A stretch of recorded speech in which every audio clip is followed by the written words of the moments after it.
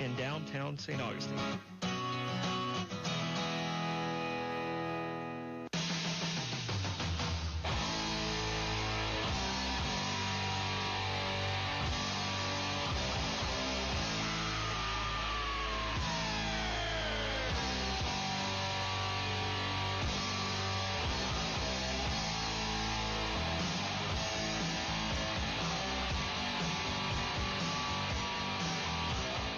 Welcome back to Uncommon Ground with Mike and Troy. We're on WFOY 102.1 FM and 1240 AM. The voice of small-town America. Good job, Pete. You got it. You nailed it. You nailed it.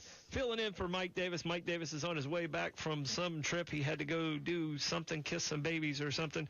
He's on his way back to town, but he's not making it here. Is he out being a politician? He said, no, he's not being a politician, but he's lobbying politicians. Okay. So he's being a good builder of president of the Builders Council is what He's on that one, too. Good. So he said he tried to call in, but we missed it entirely. Yeah, we just ignored him. We're not going to tell him that we just ignored his phone call. Well, we all saw. There's a gigantic red light in here that blinks when people call. You can't miss it. We all saw it. Yeah. We just kind of ignored it.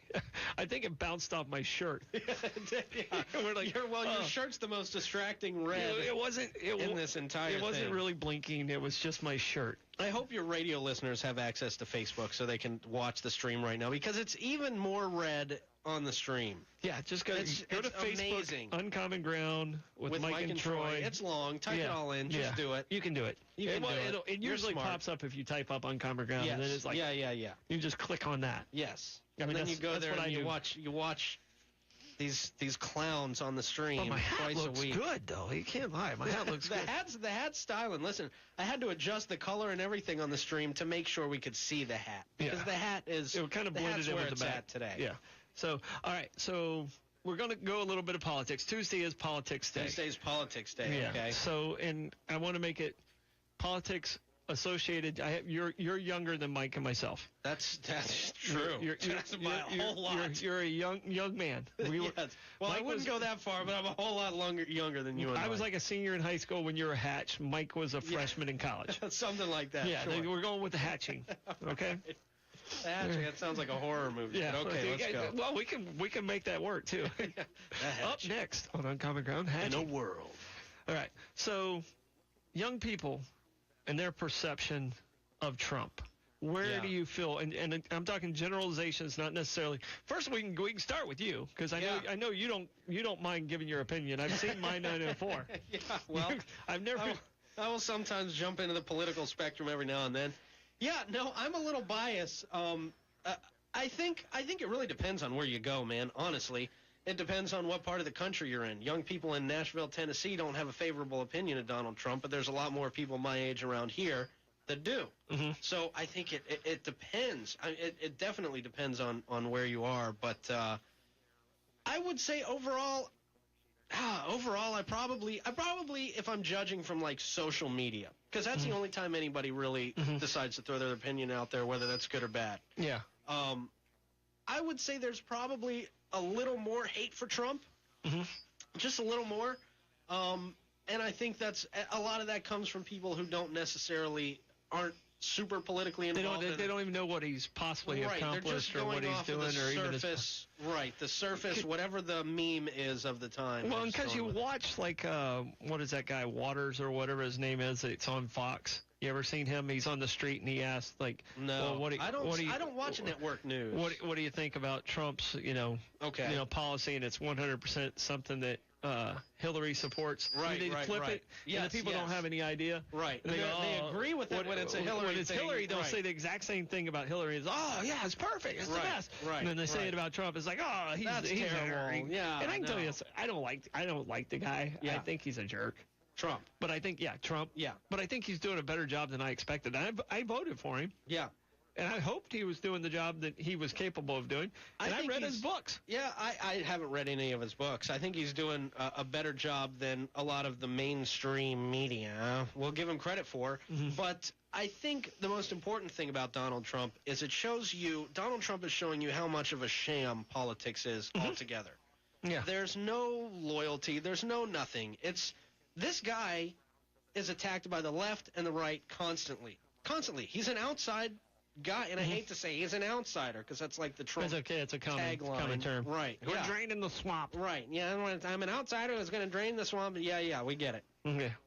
But I think he's exposing a lot of flaws in governments. I haven't seen a swamp there. Yeah, no, I didn't either. I spent enough time there. I don't remember one. Florida might be in trouble. But I think he's doing a real good job of exposing flaws in government because we're kind of seeing behind the scenes how government is and how they're working and how petty our federal government can be at times.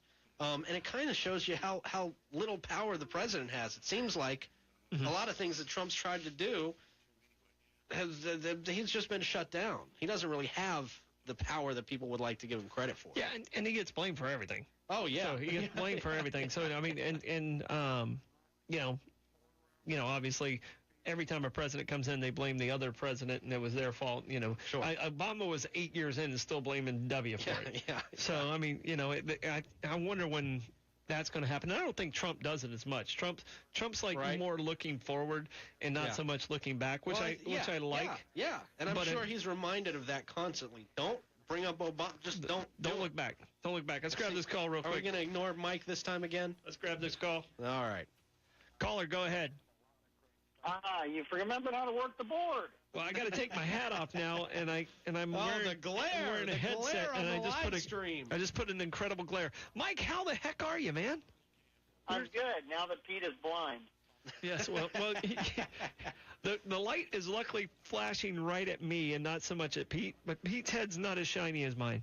So, it's getting there. It's getting there. If I wax I want more money for video appearances. Yes, yeah. So I don't know if you were listening on Mix LR, but we were talking about young people's perception on Trump. So you have young adults in your family. What's their perception on, and is it in the mainstream, or because they live with you, they probably have to go a little bit right just to get their money? No. It's a mix. I mean, it's a 50-50. So 2 of the 4 kids are frustrated with Trump. I would say one probably wouldn't vote for him again. One might. The other 2 are perfectly happy with him. So it's just the 2 older ones, I think, are tied up in that millennial culture where they hear a lot of negative stuff. But the one that's working is the one that'll probably vote for him again because he's seeing more money in his paycheck, and he's perfectly happy with that. Yeah. No. I mean, and that's what I'm wondering. Like, when these paychecks really start to take effect, is that when they'll go, oh, okay, I get it. And the gas prices should be going down again. Is that when they're going to see it? Because, I mean, it jumped like 30 cents over the last month and a half, which everyone notices that because you see it on the signs and you're like, oh, gosh, what's going on? That's got to be Trump's fault. Yeah, last week I paid $2.70 for gas. The other day I was driving down the road, and there was a story on the Florida News Network that it was $2.64. As I'm riding past the gas station, words $2.64. And today I got it. It was down in the $2.50. Yeah, I saw it $2.53 today. So yeah, I did too. I just saw the number I saw. So yeah, I thought it was the speculators had pushed it up last week. You kind of agreed with that, but there's plenty of oil supply, so the price should go back down. Yeah, I mean, and they can't use the spring switch blend because they've already done that. They've already started that blend issue. So Pete, you know what that is? Like every 6 months they switch the blend to the gas, and it always makes it go up higher. Oh, so if you go into a winter time, like in the fall, you'll see a bump. Like right now, you'll see a bump, and that's kind of what happened last week, along with the speculators with, what was happening in the market. So they kind of freaked out and shot it up. Oh, no, I should pay more attention because of how much money I have to spend on gas. Yeah, I should Everyone be a does. pro at this stuff now. Everyone has to buy some stuff on gas. Yeah. All right, so Mike, you're over in Tallahassee. Now you're on your way back, but you got about 30 seconds. Give us a quick 30-second rundown of what you saw over there in the atmosphere in Tallahassee. I'll do that when we get back. It's longer than that. Pete, if you want to know what real gas prices are, drive Troy's car for a week. He's got number 11 today. For a week, brother. He's got number 11 today. I got number 11 today. I got a dead battery in the Hummer, so I had to take it to the shop. So I'm driving number 11 as my everyday car. How many batteries are in the Hummer? There's only one really big one. I just didn't know if it was like a multiple battery car, like a Prius. No. We've had this conversation. You need to pay attention better. Hey, Mike, we're going to a break.